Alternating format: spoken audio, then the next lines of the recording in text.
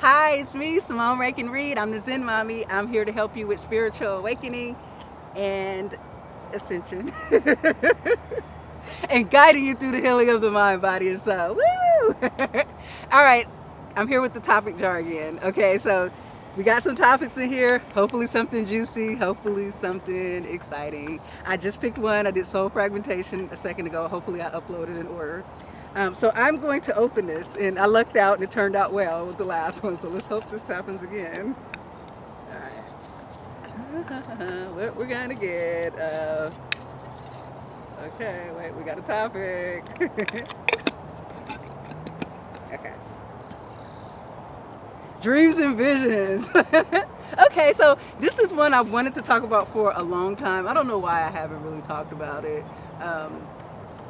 And I don't even know what to say. Like I said, I put these topics here. I don't have like the whole speech planned out. Like it might have been something I was going through, something that just came to my mind, and I think that, or something I learned, like, oh wow, I want to share that. So, but with the dreams and visions things, I get dreams and visions quite a bit. So I guess I did want to talk about that, and like, but there's so many different avenues about dreams and visions. So like, let me see where I'm going to start with about dreams and visions. Okay, so number one, both dreams and visions come from third eye activity.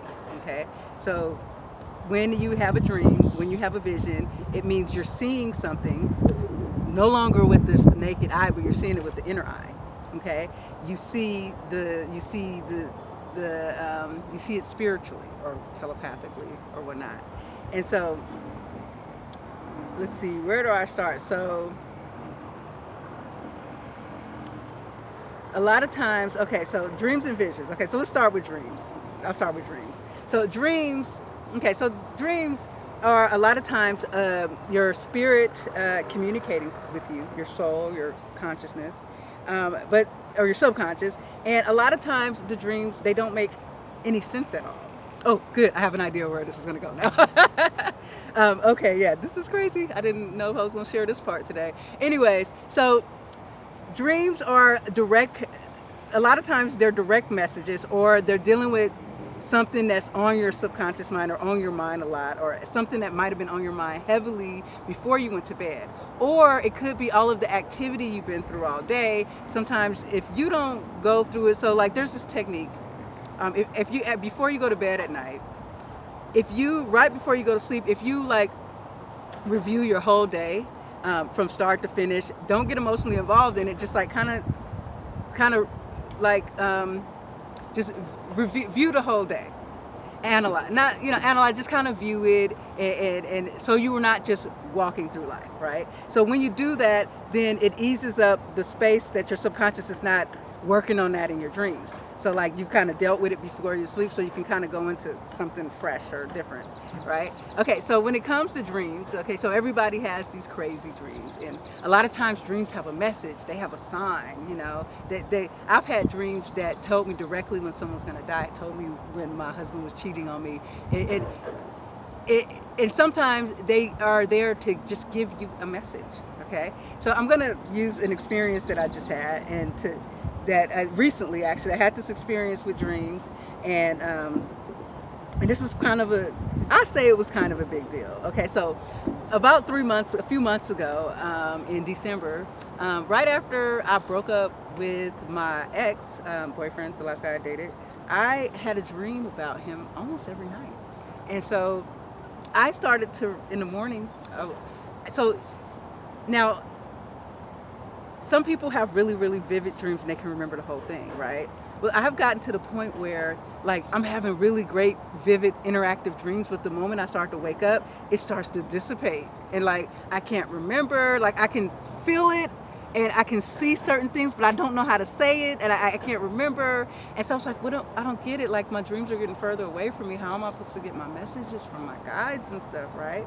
So it was suggested to me to start recording my dreams. So for the last 3 months, I started recording my dreams in the mornings. And so in the morning time, I was dreaming about my ex every night for like 3 months, like almost every night for like 3 months.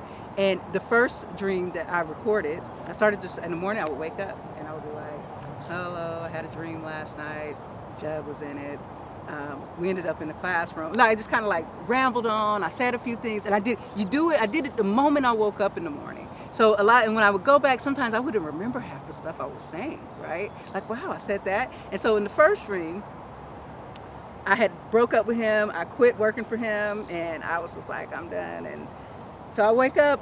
I'm in a dream, and the next thing you know, I'm with him. I'm like, what are you doing? Like, and so I was with him and the other employees at work. And the next thing you know, we're in a classroom, and it was like a parent-teacher conference for my son, Storm. And he's not the biological father, but he was like a father to Storm because he was there his first year, and he was the godfather. And so after that, I was just like, why am I having this dream? It's over. I walked away, right? Then I started having more dreams. In each dream, I kept ending up in a classroom with him. Like, in the end, we'd be in some class, right? And then it would be weird things. It would be like, I saw a moose, and the moose became a king. Like, I would say stuff like that, and I'm like, what did I just say? Like, so many odd things was happening in those dreams. And then I had this one dream. So I'm having this series, and I'm recording these dreams, right? Then I get to a point in another dream, and I'm walking up this hill, and there's this little boy. This boy was kind of autistic. I think he was autistic, but I can't explain it. He was communicating with me telepathically, and he told me, he saw my heart chakra.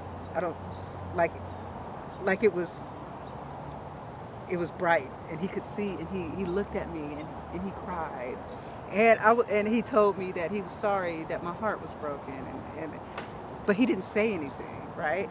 And I said, at that point, I think that in the beginning I just walked away, and I might have been in like a little bit of denial. And when he said that, I didn't really see it then. I didn't see. He was just like, I'm sorry, right? And then he went to two women, and I said, you know what? He's really intuitive, right? Then a few days go, so 3 months pass. These dreams continue. I'm always in the classroom. Why am I still dreaming about this man? I walked away. I told him to stop talking to me. I'm done with him, right? Why am I having these dreams, right? I couldn't understand. But I'm recording it.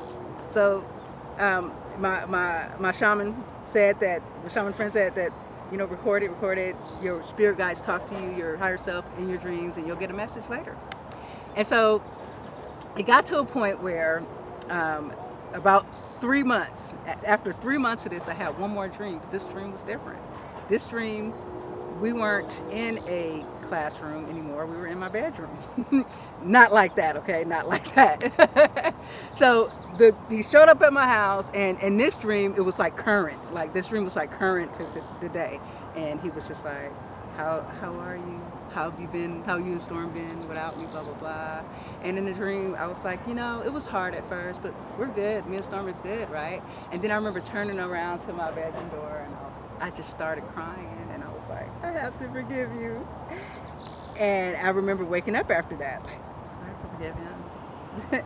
And so I started to feel his vibration. Like, I would telepathically feel him a lot.